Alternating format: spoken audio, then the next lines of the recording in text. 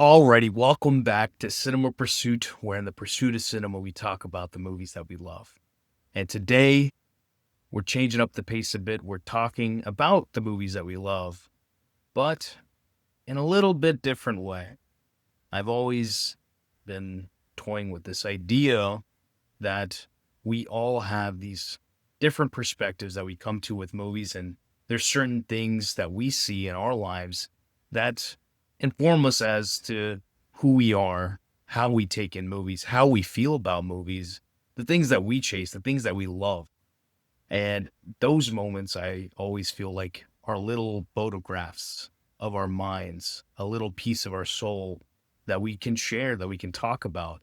And it's like, if you talk about scenes, shots, moments, there's so many things throughout even a singular movie that affect you emotionally. But what are the ones that you come back to, the ones that your mind kind of sticks to, the ones that have informed the way you live to some extent?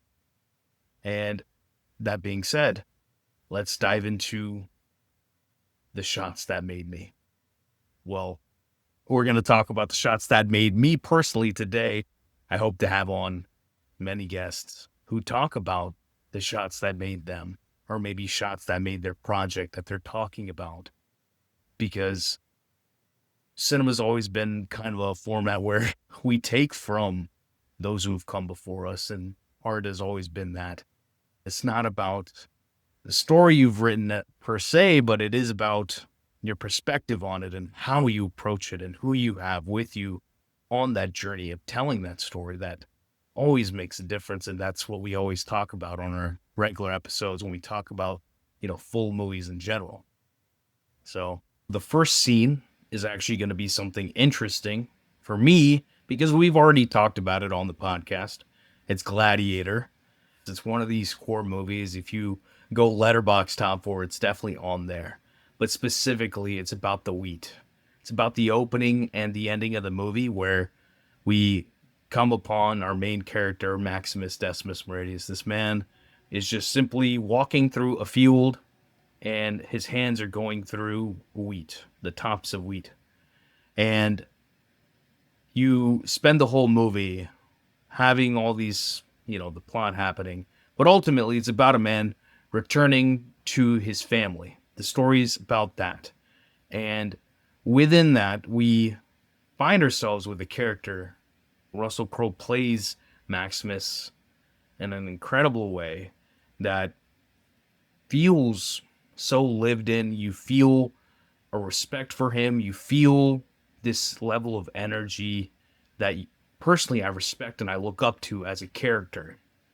And I was listening to Seth MacFarlane this week. He was on a podcast with Ted Danson, and Ted was mentioning to him, like, oh yeah, you were talking about this thing specifically that we don't have optimistic and hopeful cinema, TV in general, right?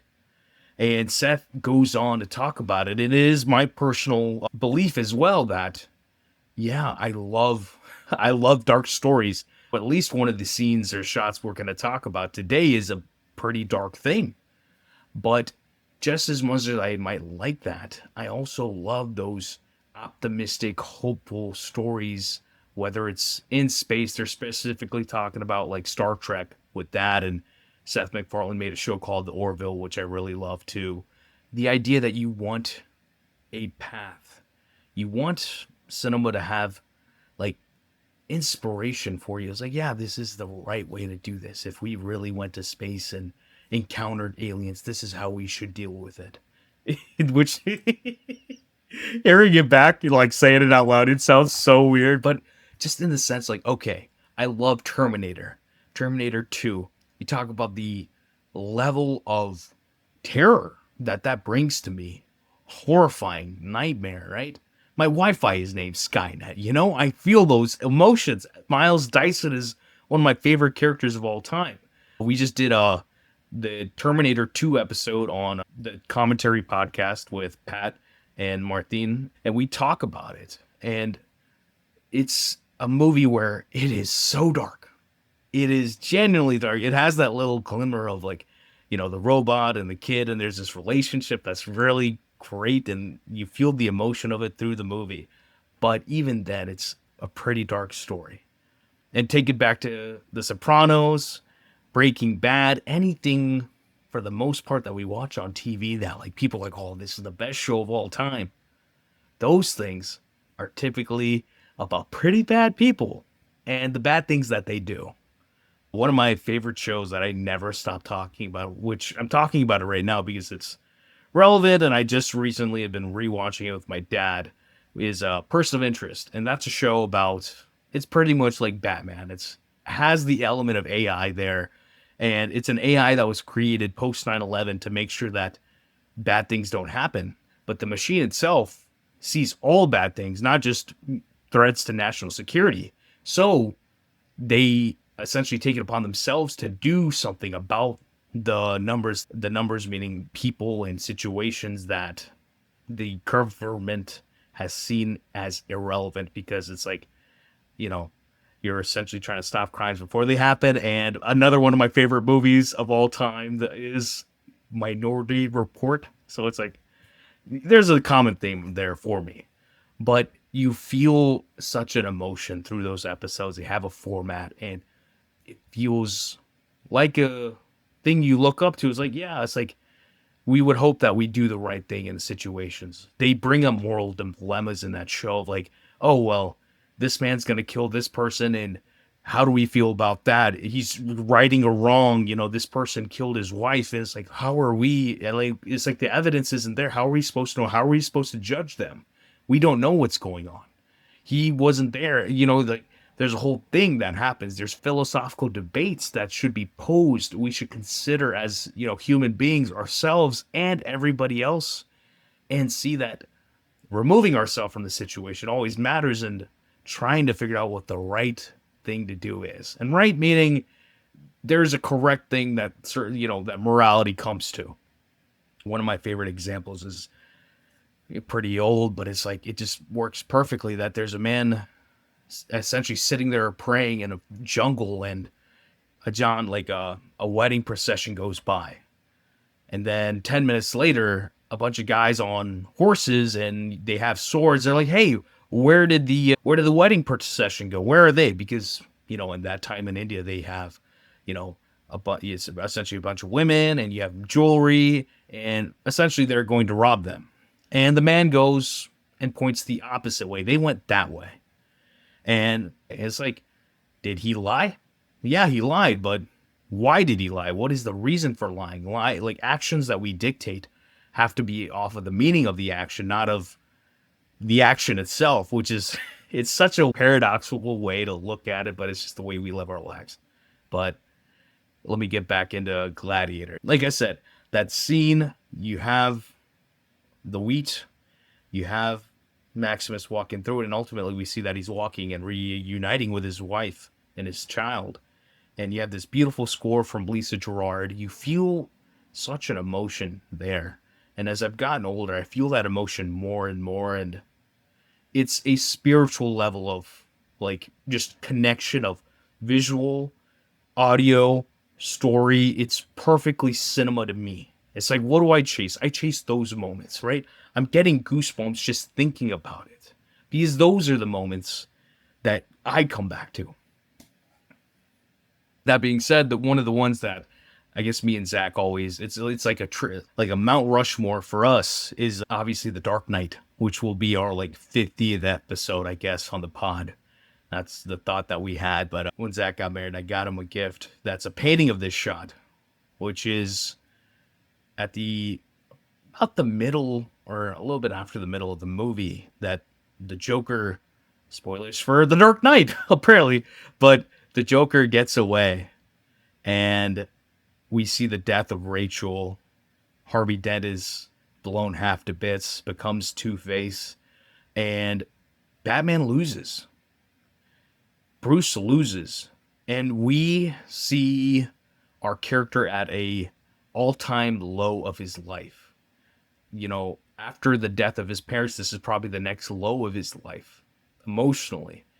And at that point, we see the Joker, and it's a shot that's at magic hour, we have them going and doing squiggles essentially, just like whipping the police cars, and Joker has his head out of the window. And it's just like he's taking in the breath, and there's such a poetic imagery to that itself. And it's like his bliss is within the chaos.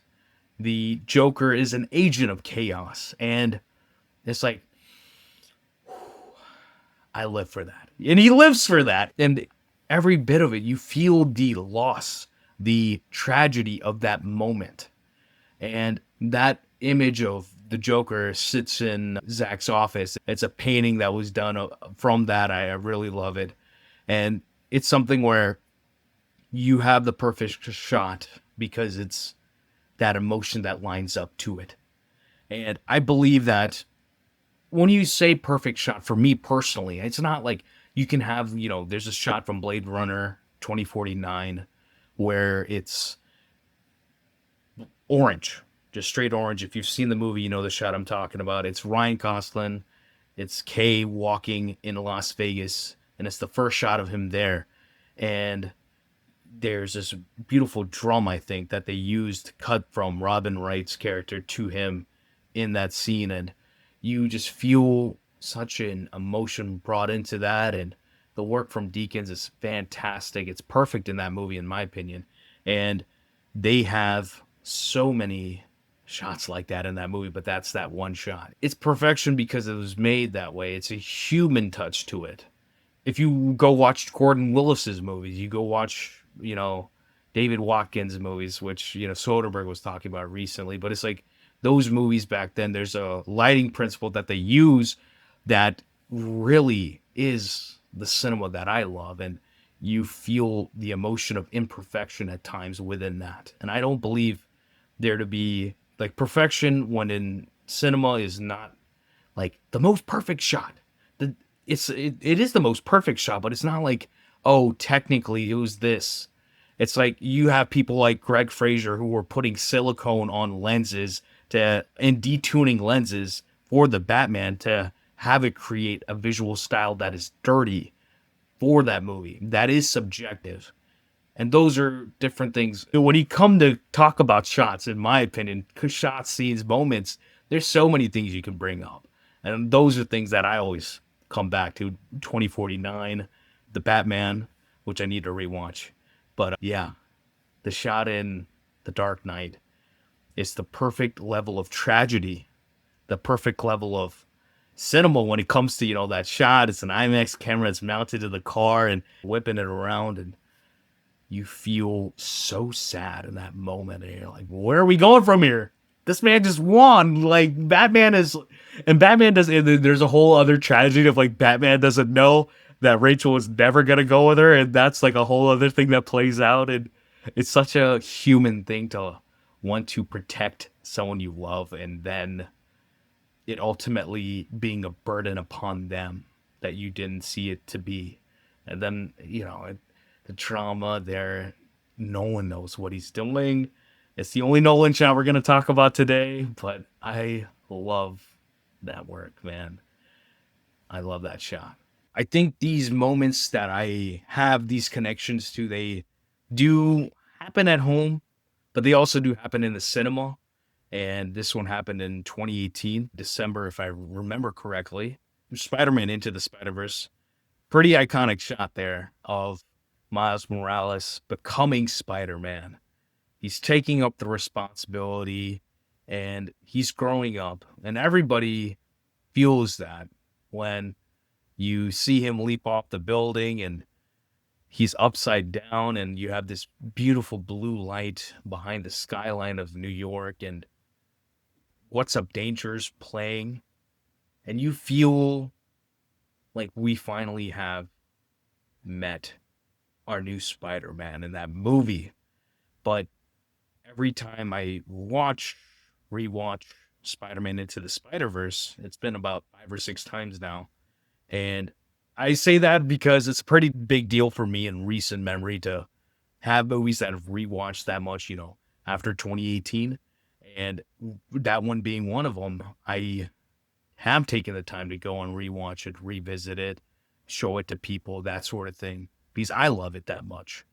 And I always get scared. Is this going to dull? Is this not going to be as good as I thought it was? Why does this work? If it does really work, and this is one of those movies where it doesn't dull, it captures the feeling of Spider-Man, the essence of that character, and an emotion that is behind that character that is about responsibility. I went from Batman talking about Spider-Man now, that these are the two characters that I love the most out of all this comic book stuff. I think Black Panther's the next one, but I see the level of goodness within these two, and they have their traumas that guide them to be doing something about the tragedies, the issues, the crimes that might be occurring in their areas. These stories ultimately do come back to us, and they do tackle those relatable themes that, what would you do in that situation? The emotional energy of that movie, specifically the relationship that he has with his uncle, that he has with his father, and ultimately that Miles has about himself, makes me emotional. Because when it comes to both Spider-Man and Batman, I love the sense of mystery, solving the mysteries. I love science. I believe that there is a justice in this world that needs to be done that isn't within the systems that we live within. Meaning that we've created systems, but we're not in perfect systems. There's certain things where you're like, why is this happening? Why does this do? Like, what? This makes no sense. And it's like, if that's the system we're living within, there's a level of removal where there's a true justice, a true reckoning that should be had. It reminds me of Captain America, Captain America Civil War specifically, where they're having these arguments and Tony's like, oh, we need oversight, which he's not wrong about. But Captain America is also not wrong that, we can't be sitting around waiting to help people when we come to the field of politics, where it's like the whole point of politics is to divide people rather than unite them. And I think even James Gunn's recent 2025 Superman, it's out now, there's a bit of that DNA in that movie too, that it's not about, like, oh, you went and you did this and you're gonna cause issues with global politics. And it's like, no, it's like this guy was trying to invade somewhere. He was doing the wrong thing. I went and set him straight. Oh, you went and it's like there's such a pessimistic way to look at that. And you have to look at the intention of that. And that's the reminder. We were talking about Paddington 2 this year with Marley, and like Paddington is my superhero, that's another superhero to beat. Like, these are people who are trying to do the right thing, and that affects everything else, right? And in the case of Batman, at times it's a negative effect. Spider-Man, he tries to have a positive effect. It turns at first to be a negative with the death of his Uncle Ben. But then there's a energy which is of drama itself that's about taking the pain that we've had in our life and essentially using it towards something. If I had someone in my life that smoked, I'm going to maybe try to make sure that people don't smoke, that people are aware that, it causes X, Y, and Z issues. It's for you to pick up that if you don't want to do it, but I want to make sure that everyone I know knows this. If you have someone who has, heart issues, if you have someone, just in general, if something affected you, if you had someone die of, heart disease or something like that, then you'd want to make sure that you do the right thing about it and that you're sharing that information so people don't go through the same pain you went through. And I'm talking a medical sense, but just in any sense that you don't want people to retread the mistakes you've made. And the reflection of that is always going to be history. It's going to be cinema to me at times, where it's like people have done these things before, but where do we not mess up and where do we learn from those situations? And we should do that for ourselves in our lives too. I think we all live pretty cinematic lives no matter what we do. It's just we have to remove ourselves from our situations and play back the footage, the film of our lives, and try to be better about it. And it's about responsibility at the end of the day, right? When it comes to Spider-Man, I'm bringing it back full circle here, that any responsibility that we have is a right. It's a choice. It's a daily choice, a constant choice that we make to do that thing.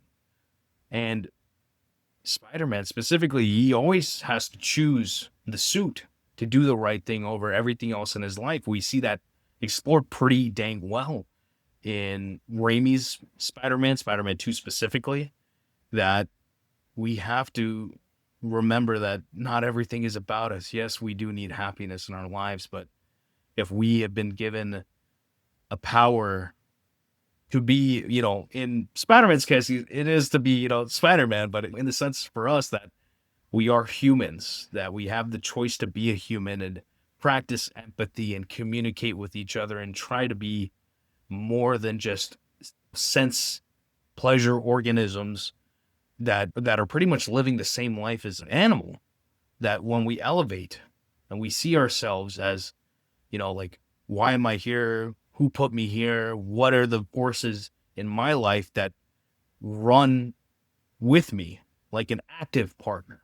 What are those elements? Where do I explore that? Where do, like, that, the word in Gujarati is jagruti. It's this essence of realization, epiphany. That's my problem. Sometimes I just love Hindi, Gujarati, Sanskrit. Like, there's such beautiful words that sometimes, like, if you're just listening in English, it's just like, it sounds like nonsense. But for me, it's just like, it hits something in my brain where it's like, that is the perfect word to describe this feeling that I'm feeling. And that's what vocabulary is, right? The vocabulistics, as Rocket Raccoon says in Guardians of the Galaxy. I just love that. Vocabulistics. I know it's not a real word, but it should be a real word. Vocabulistics. Come on, man. But yeah, I'm going to get to the next one. And this one, when I was writing this, I got really emotional writing this one. It's simply the shot of Kung Fu Panda, 2008.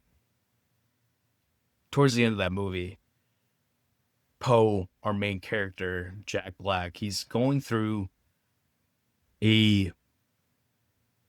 honestly, it feels like such a heavenly journey. A journey where he's like, I admire these people. These people are gods to me. And now they became my peers and they all hate me.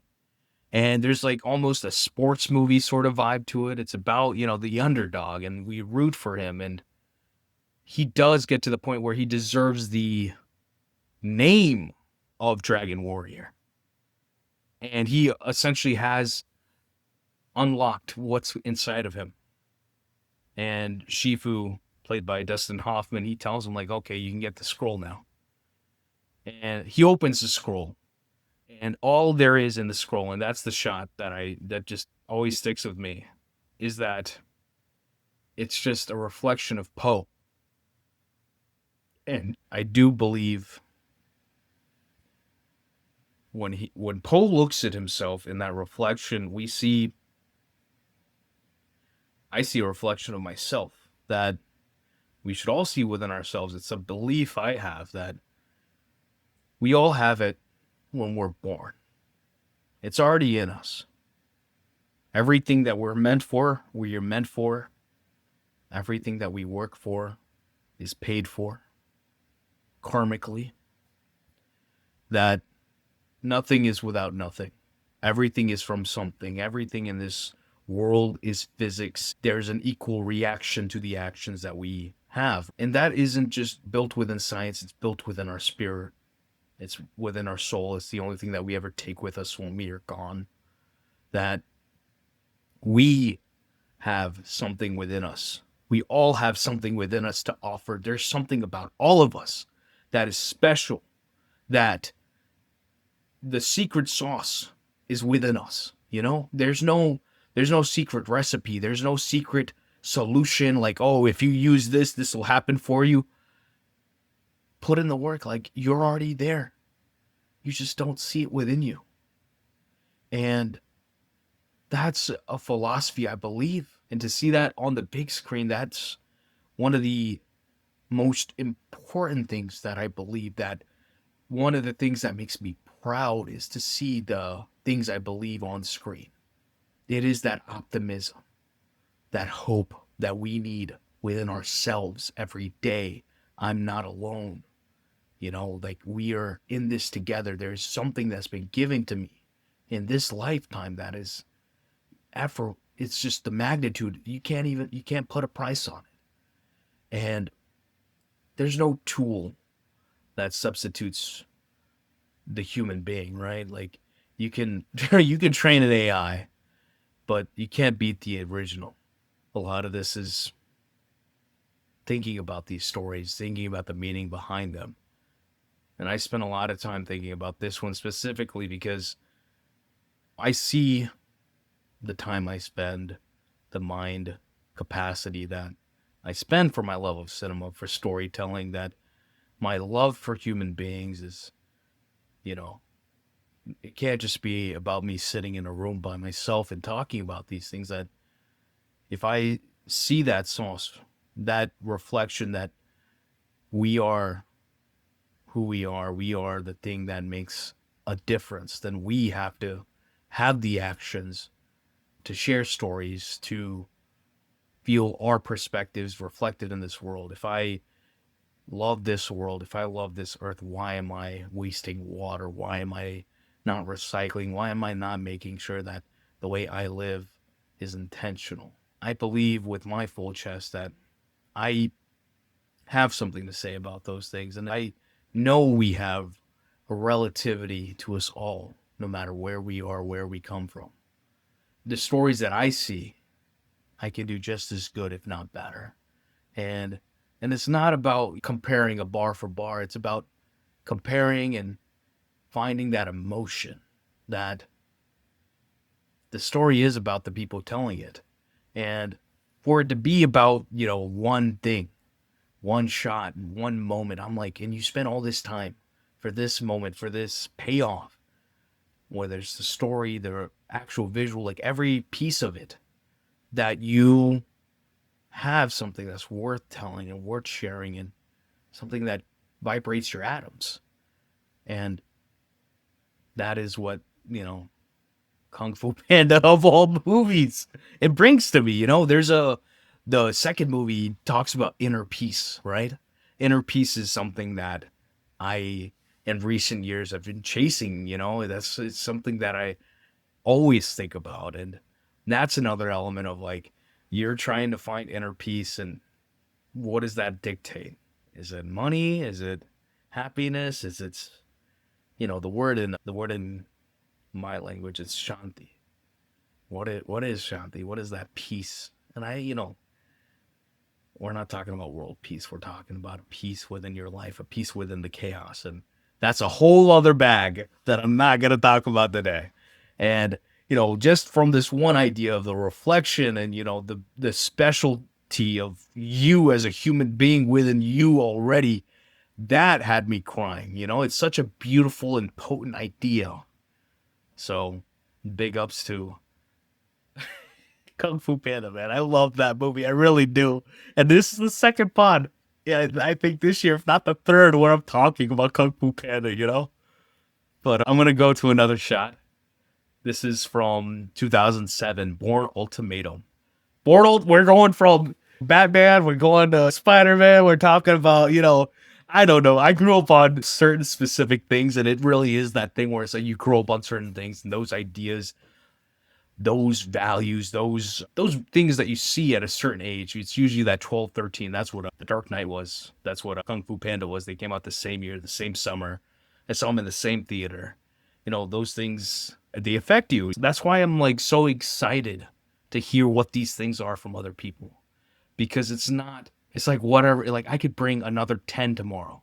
I could talk about them, like I said, within even a singular movie where these moments affect you. But this one from Bourne Ultimatum is 2007. We have Jason. He's chasing after a assassin as after Julia Stiles, and he's trying to figure out where this guy is, where is she. We're trying to make sure that, she isn't killed. And we're running through the beautiful rooftops in Morocco and being chased by the police. There's a lot of drama going on. It's beautiful. The pace, the tension, the thrill, all time high in the movie. We find Bourne come upon the assassin finally, and the assassin has cornered Julia into a apartment that is abandoned. And Bourne makes his valiant effort and runs and jumps and goes literally through a window straight into this bare knuckles fight, maybe a couple books and stuff, but bare knuckles, no hold bar fight, and resolves that situation expeditiously.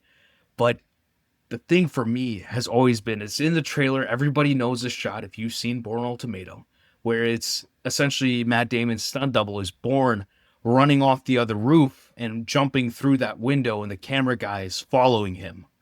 And that shot of coming behind, following Bourne through that, and the sound, the window, the cuts to the fight afterwards, it's just every little bit of the feeling that I love to have in a movie. And you chase that sort of like the tension, you chase that sort of shot, you chase that sort of work in every single way possible. And I'm like, you have to have something there where it's like, I love the Bourne trilogy, but meaning the first three movies, and specifically that moment, if you gave me a moment to choose, it would be that moment that I choose, because it's such a inherently cinematic thing.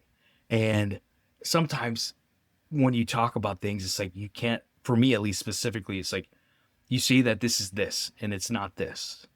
Cinema is like that to me, where it's like, this is cinema. These are the tenets of like American cinema, about the cinema that I've grown up and watched, that you can have these dynamic shots that are telling a story, transition, this one specifically transitioning into a different scene and transitioning the tension of that scene into the final form, the highest form. And it's like, whoa, that's awesome. And sometimes cinema and shots are really just that. It's like, whoa, that's awesome. And you do that with the oomph of telling your story at the same time. That's why I love action so much, because it is cinema at its finest form. Go watch Mad Max Fury Road. You can watch it with your audio off. No dialogue, because the visual storytelling really pervades perfectly there.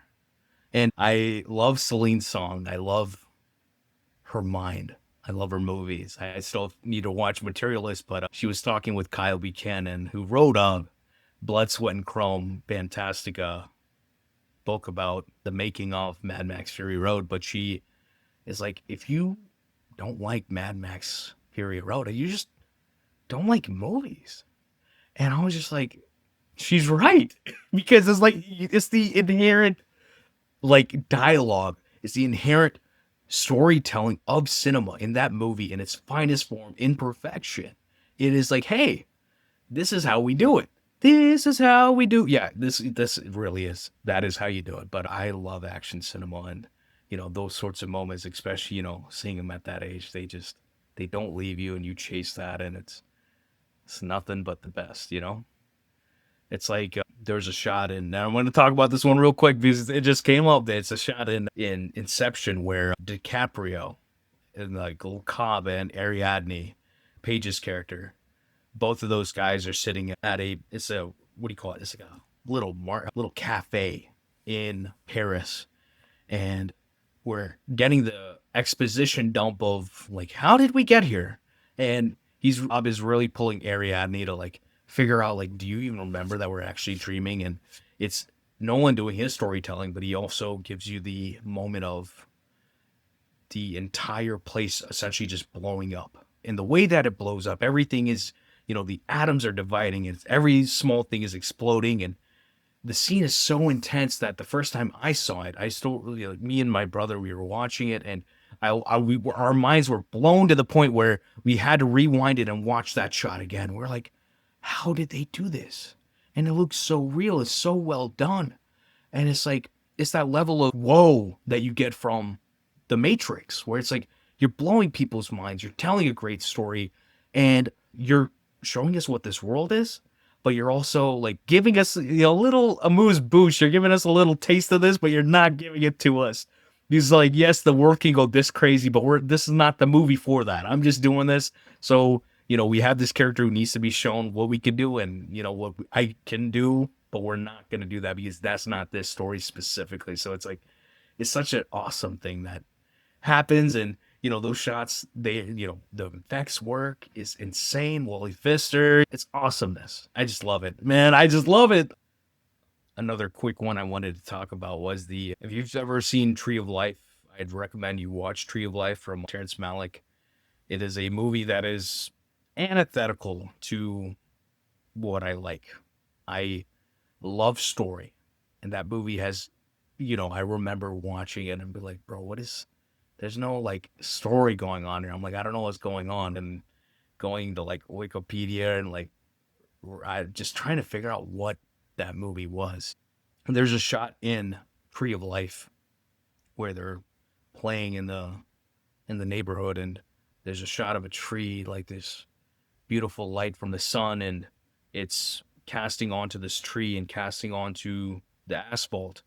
And we have this essentially upside down shot of that, and the kids are playing, and that shot of just asphalt, tree, sunlight has always stuck with me. It's something I've even taken photographs of, and you feel such a relativity, a peace, a capture of life within that. I think when it comes to shots, when it comes to these moments within movies that affect me, they're always, I watch a movie from Roger Deakins and I look at life differently. I look at a movie that, Chivo shot, I look at it differently because they have such a way that they capture light and life itself that reflects life and gives you an appreciation for life and the beauty that life has. It's like there's any moment, any place in this world can be inherently cinematic to me because there's a story to be told, which I was just talking about, like not, I need narrative, but it's like there's something to be captured about life within that, within the places we are. And there's something about not necessarily it being narrative, but it being about emotional truth. Because, of course, when you go make a movie, it's not, you're making shots. And Jim Cameron, he's like, oh, there's, a guy with his butt crack hanging out over there. And so there's another one smoking a cigarette. And, he's, at that time that he did that interview, was being kind of pessimistic about you. Like, don't act like making movies is like, some like hoity-toity, like cinema sort of thing. And I think you kind of have to. I think I would hope that he does that now. But like, for me, it is like, yeah, it's hard. It's not easy. No one said it was easy, but it's like, there's a beauty behind that. And to capture the beauty of life, Colin Farrell didn't like it when Terrence Malick would turn around the camera like, hey, catch those birds over there instead of doing the scene. It's like, he's trying to capture life at the same time and make this movie. And, A New World is the movie I'm talking about, but great movie. But yeah, Terrence Malick himself does do that. And the people he's worked with, specifically Chivo, the way that they shot their work it's been inspirational. I think everybody knows that they've done something specific and they've caught life in a bottle, in a magic that needs to be shared. So big ups to Tree of Life, 2011, Terrence Malick. Just one of the most beautiful visual movies of all time, hands down, especially this century. Another one of those movies that I watched as a kid that holds such a memory for me is Casino Royale, 2006. Martin Campbell, Daniel Craig, Eva Green. There's a scene in that movie where it's like, yeah, this is a James Bond movie, but it's the best James Bond movie. Even Superman or David Cornsweet agrees with me on that. That ultimately the emotion of that story is the best. And that we have a situation that happens with the characters and it's quite traumatic. And Eva Green's character, Vesper Lind, one of the great characters of cinema, in my opinion, that she's sitting in the shower and she can't get the blood off her hands of this, the scene that's occurred, and the water's running, and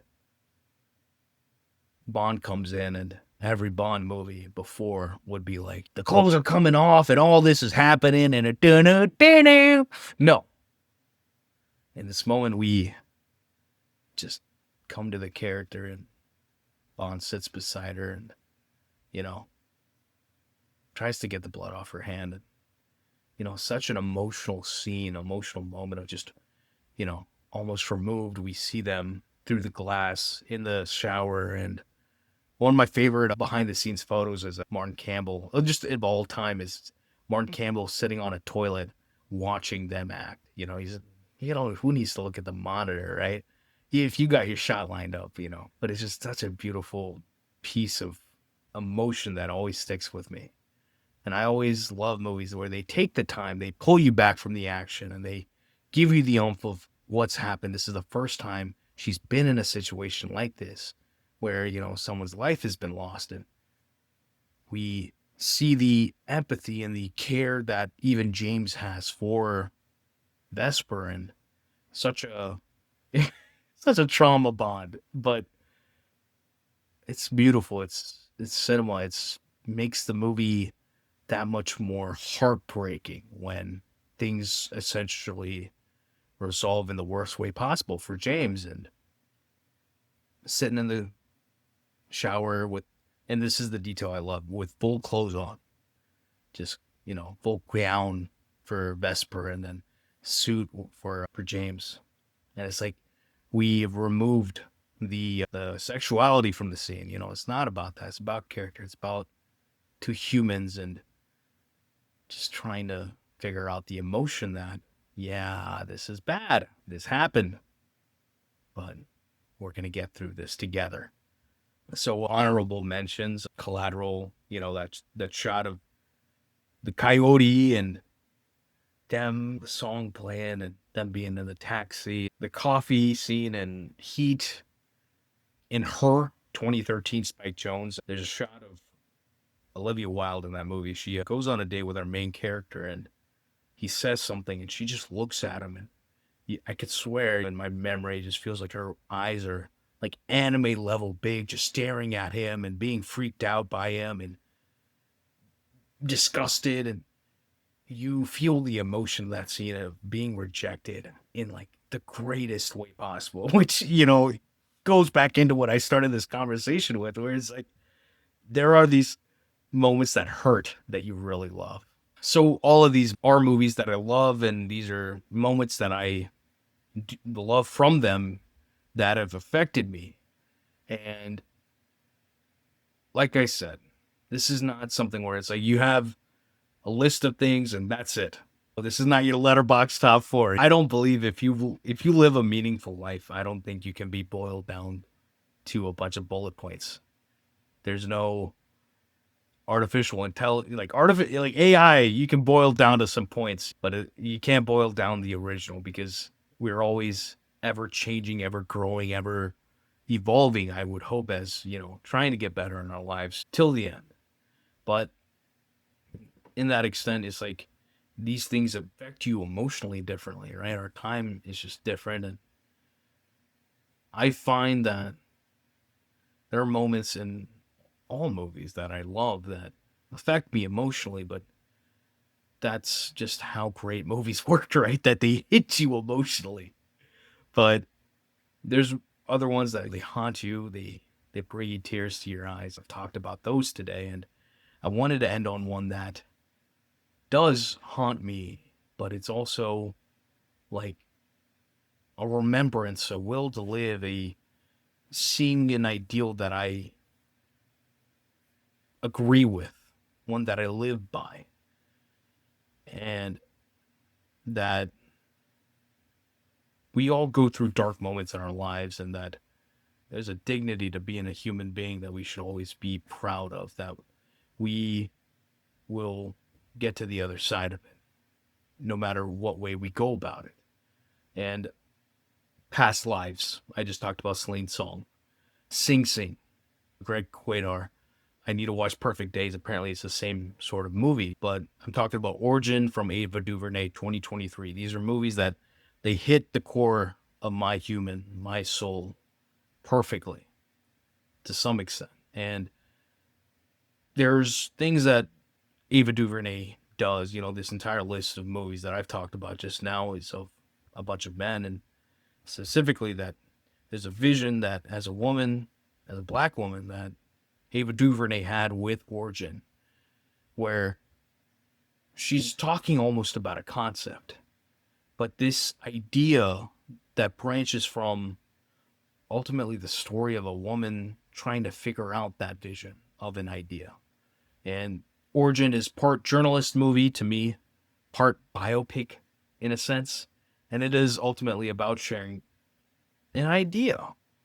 And it is a bold piece of American cinema that I really loved because it defies logic. It needs confidence, this idea, and specifically confidence that you need to have an emotion that your audience will be affected by, one that will invest them for the thesis of this movie. And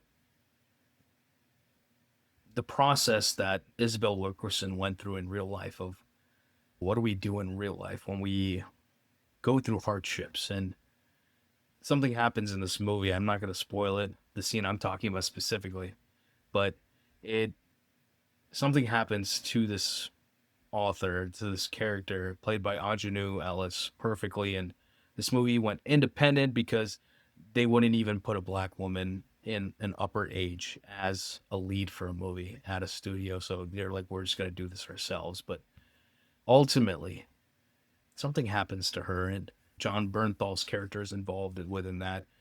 There's this beautiful music about from beautiful music from Chris Bowers, a piece called The Leaves. And it's one of my favorite visual metaphors for cinema, period. It's bold, it's obviously giving me goosebumps, but every time I watched Origin, it makes me cry. And some of these movies, you're like, was that a fluke? Did that just happen once and it's never going to happen again? I went saw this movie in the theater where they shot a scene for the movie, and then Ava DuVernay's there, beautiful. Like, it was one of the places where she first presented the movie, and the movie didn't really have a great release. Neon, I don't know what they did. This movie could have been at the Oscars easily. It's that great.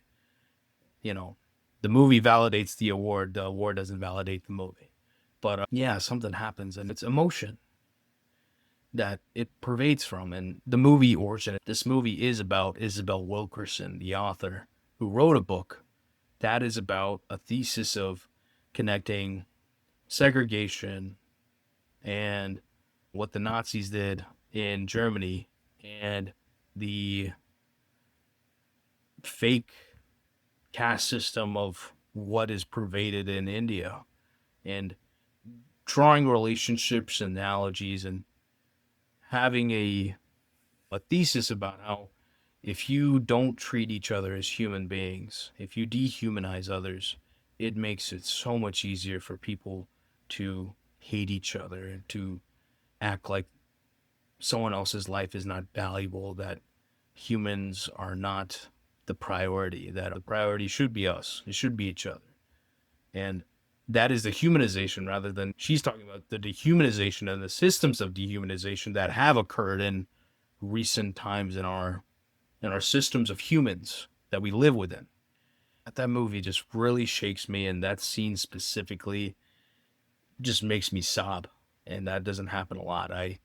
Sing Sing was another movie that where there's a scene of a guy, he's looking out these bars in the Sing Sing jail, and he's talking about it. He's just like, yeah, I'm looking that way. I always think about I think he says, he's thinking about his grandmother, and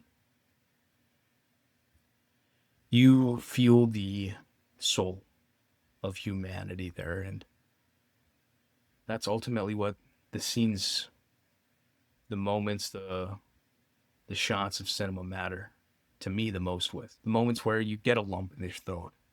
The ones that give you the goosebumps. The ones where the stories give you give me some sort of faith in humanity or like a dignity, like, yeah, like humans made this. This is what we're about. This is like the life of positivity, hope that I live within, that I believe in humans despite all odds, that we will figure this out.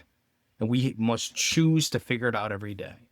That's like, that is a gift. And I'm grateful for cinema. I am grateful for anybody listening all the way to the end about the scenes that made me. And these scenes, they come from everywhere. In America, apparently, for the most part. I could talk about, I talked about Three Idiots on the pod, Lagi Roho Mo Na Bhai. That one has some, there's some Hindi cinema that really hits emotions that way too. But I think you can find emotionally true cinema everywhere. Why does Godzilla Minus One work? That movie is about coming together after one of the greatest pains of this world. And, it manifests into Godzilla and they are getting together to solve this problem. And that movie's about redemption and regret and every other emotion in between that just feels so human. And I love cinema, man. It's like, it's just the best. But yeah, things are well. I hope everyone else is doing well. I don't know what our next episode's going to be. I wrote a whole episode about Inside Man. I saw Highest to Lowest with Denzel, Spike Lee, Jeffrey Wright. Just a great time at the theater. We're seeing Shin Godzilla. That might be our next movie on the pod. But yeah, I love cinema because it's always a reminder. It's not even like you love the movies and these stories, but it's ultimately about the people. And I've been more than blessed to find people who are like-minded about a love and a purpose within their lives within this art. And it's not something it's not something that gets you paid for the most part. It's just there's an effort of just reminding yourself why you're here and why we love human beings. We do some cool things sometimes. We do a lot of bad stuff. I ain't gonna lie, but we do some cool stuff while we're making movies. But peace and love. We'll see you on the next episode. I don't know when it's gonna be or where we're coming from, but surely we'll be talking about the movies that we love. I'll see y'all next time. Bye.